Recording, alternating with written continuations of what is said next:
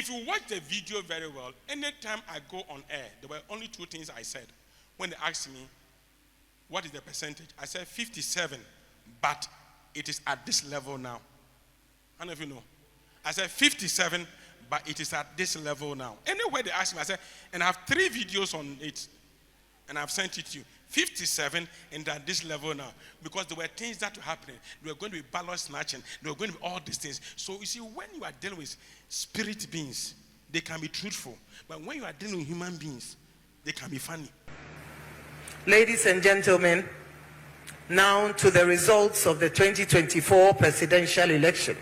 Mr. John Mahama of the NDC obtained 6,328,397, being 56.55%.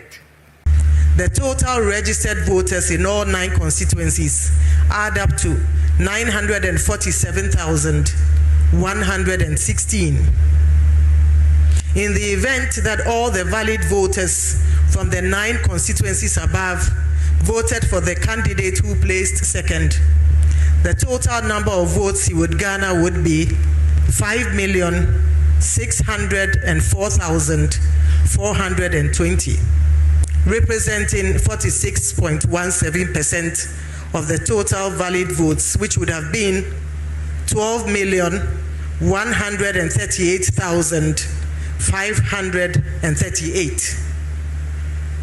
The inclusion of the outstanding constituencies would have given the leading candidate 52.13%, which is still greater than the 50% plus 1 required to be declared a winner. And so even with that scenario, he's clearly the winner of the 2024 election. Me pese Mahama ba power. Okay. Mahama wini, but na Mahama nam 57. Nyema bi ukoswa wa drop here be do 52.1. Who is winning the election? And this is coming to power. And drama cast 52.1. And then 52.1. Results no. Na BBC abetuma now na 57 and dra him matching a week of 52.3.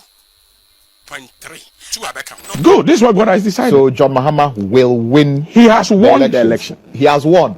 By how much? What's the percentage? It was supposed to be 57, but the watchers are still decreeing whatever. The last time I checked, it was up to 52.3.